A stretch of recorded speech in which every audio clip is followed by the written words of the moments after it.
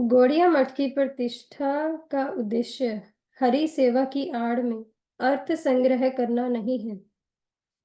मठ साधारण लोगों के अनुग्रह के ऊपर प्रतिष्ठित नहीं है। श्री कृष्ण संकीर्तन द्वारा ही श्री गौरांग देव की सेवा होती है। श्री कृष्ण की संकीर्तन द्वारा ही श्री गौरांग देव की सेवा होती है। जो बाहर से प्रेम का भाव दिखाकर स्वयं को रसिक भक्त कहकर प्रतिष्ठा अर्जन करते हैं, किंतु उनके अंतर में कृष्ण विरोधी भुक्ति मुक्ति और सिद्धि की कामनाएं भरी पड़ी हैं, उनकी वृत्ति भी पूतना के समान ही है। जहां दीक्षा संस्कार के द्वारा द्विजत्व प्रदान नहीं किया जाता, वहां यथार्थ दीक्षा विधान का अभाव है। हमारी समस्त प्रकार की विपत्तियों और समस्याओं का समाधान एक ही प्रकार से दूर हो सकता है, यदि हम भगवान के विधान का पूर्ण रूप से निर्भर यदि हम भगवान के विधान पर पूर्ण रूप से निर्भर रहें, अर्थात हमें समस्त प्रकार की विपत्तियों को भगवान की कृपा मानकर सहन करना चाहिए। श्री कृष्ण के चरण कमलों में मति हो ऐसा आशीर्वाद या शुभकांक्षा ही जगत के लिए कल्याणकारी है।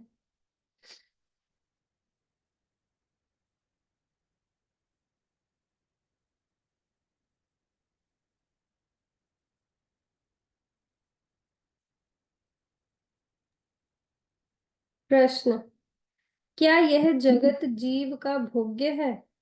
उत्तर, कदापि नहीं। जगत तो जगदीश्वर का ही भोग्य या सेवा का उपकरण है, इसीलिए उसके प्रति भोग बुद्धि करने का अपराध होता है करने पर अपराध होता है सॉरी इसीलिए उसके प्रति भोग बुद्धि करने पर अपराध होता है, जिसके फल से संसारी होकर सांसारिक ज्वाला में जलना पड़ता है। जब हम अपने स्वरूप को भूलकर नाना प्रकार के विचारों में आबद्ध होने के कारण भोगों की इच्छा करते हैं, तभी जड़ इंद्रियों के द्वारा भोग करने की इच्छा हो जाती है। किंतु हमारे लिए जानना उचित है कि प्रपंच जगत हमारे भोग की वस्तु नहीं है, भगवान की सेवा की वस्तु है। इसीलिए भगवान की सेवा की वस्तु के प्रति भोग बुद्धि नहीं करनी चाहिए। जय श्रील प्रभुपाद जी के उपदेशामृत की जय। प्रभुपाद श्रील भक्ति सिद्धांत सरस्वती ठाकुर की जय। जय जय। प्रभु जी जयनिताई धन्यवाद प्रणाम। धन्यवाद।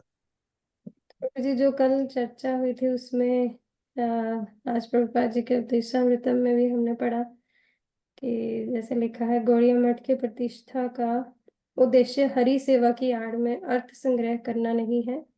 मठ साधारण लोगों के अनुग्रह के ऊपर प्रतिष्ठित नहीं है। श्री कृष्ण संकीर्तन द्वारा ही श्री गौरांग देव की सेवा होती है।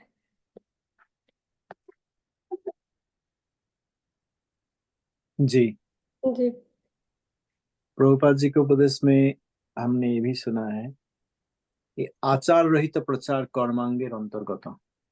इनका आचरण नहीं है, अगर वो प्रचार करने जाएंगे तो वो भक्ति विषयक नहीं है, वो कर्म के अंतर्गत है।